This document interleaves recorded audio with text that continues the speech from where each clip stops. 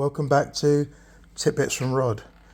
It's been a couple of months since I've put anything out there, but this one's not going to be on the country coach because the coach's been used, and I'm waiting for the winter to carry on with more maintenance on it.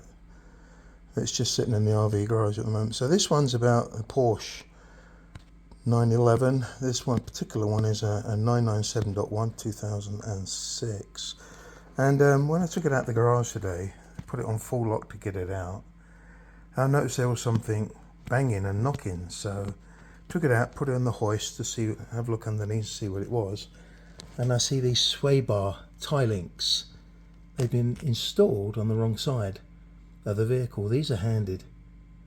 Now, I didn't put these on, they were put on before I had the vehicle. There's no identification on what right or left, so I'm not sure if they're originals or aftermarkets. They've certainly been put on at a later date. Relatively new by the looks of it. So what happens, I took the bolts out, but you can see this is bent and it's been hitting here. And what it's hitting on is this knuckle that clamps the shock absorber into the hub. And if I move the wheel around, you'll see what happens here. As the wheel comes round,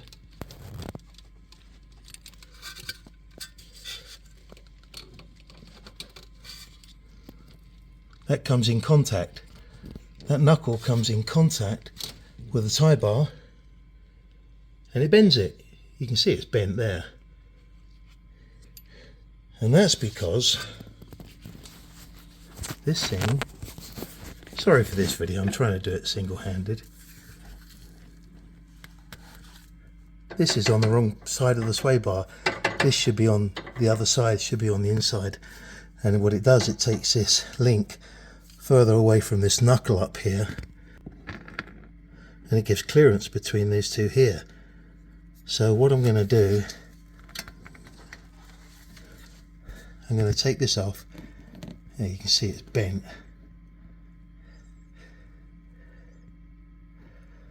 So I thought I'd just put this together just in case anybody's playing around with their tie bar links, sway bar tie links, and make sure you put them on right around. I showed what it's like when they're put on the right around. So here's the sway bars removed. You can see just how badly bent this one is. The other one was just the same, but I just as a temporary measure, I put it in the vise, straighten it up. I'm going to do the same this one, just to put it on until I get the new ones in. Okay, just to finish up this video, this is the drop link, sway bar tie link, whichever you want to call it, tie link or drop link. This is a convertible Carrera 4. So they are different on whichever different model that you have, so make sure that you buy the correct drop links because they're different, they're shorter, they're attached in a different location, the thread lengths are different. So pay attention and make sure that this bottom one comes in from the inside out, and that way you won't have it jamming on this bolt and the knuckle of the shock absorber where it clamps into the the hub.